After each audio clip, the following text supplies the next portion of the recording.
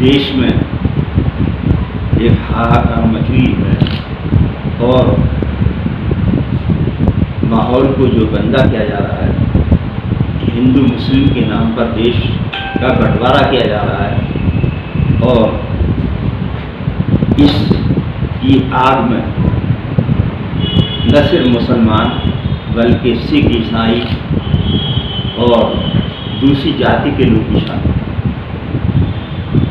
तो इसमें हमें और आपको यानी हर हिंदुस्तानी का ये फर्ज है कि अपने देश को बचाने के लिए जिस भी कुर्बानी की ज़रूरत पड़े वो कुर्बानी देने के लिए तैयार।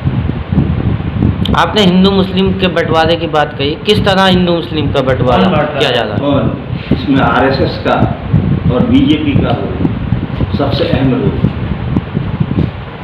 जहाँ भी आप देखेंगे 5 स्टेट्स में इलेक्शन हो रहे हैं, आप देखेंगे कि उसमें बीजेपी आरएसएस का सिर्फ एक एजेंडा है कि हिंदू वर्सेस मुस्लिम।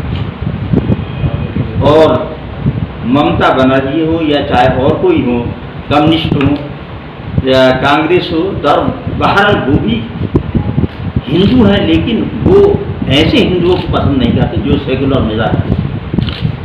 वो ऐसे हिंदुओं को पसंद करते हैं जो मुसलमानों को इस देश से निकाल सकें या इस देश में मुसलमानों को नुकसान पहुंचा सकें।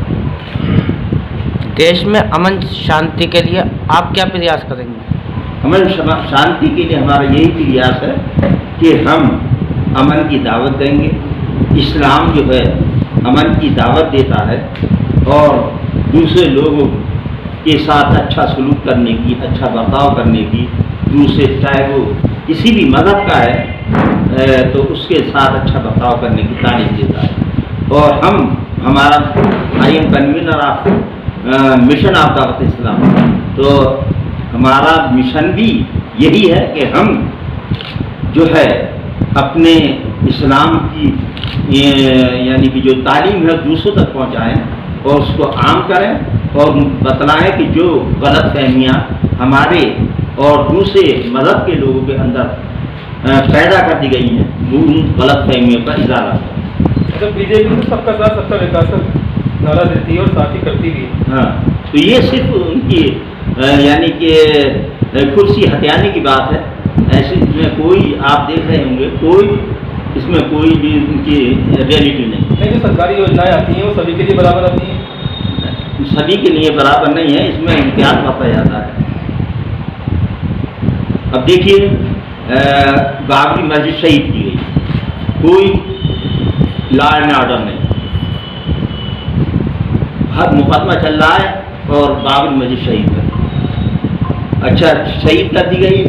फिर उसका सुप्रीम कोर्ट में दबाव देकर या लालच देकर वहाँ के चीफ जस्टिस बाबरी मस्जिद के जगह राम मंदिर बनाने पर जो है दबाव दिया गया या बहरहाल उनसे सौदेबाजी की गई, जिसका मतलब ये है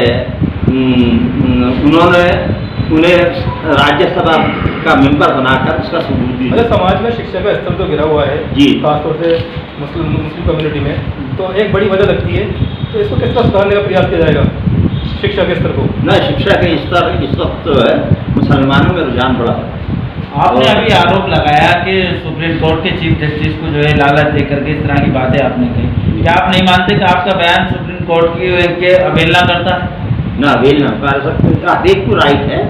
अगर कोई सुप्रीम कोर्ट की अगर कोई गलत बात करता है तो हम हर एक इंडियन को राइट है कि उस पर वो उस बात ने अभी चीफ जस्टिस इतराज कर सकता है। चीफ जस्टिस के फैसले पर उंगली उठाई है। हाँ जी, लालच देकर के गवर्नमेंट नहीं भाई, राजीव गांधी राहुल गांधी उठा रहे हैं और देश के दूसरे लीडर उठा रहे हैं,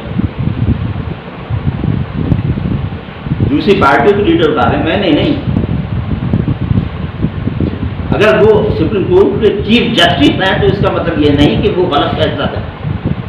इंसाफ का तकाजा तो ये है कि वो सबसे बड़ी अदालत है, उन्हें इंसाफ करना चाहिए।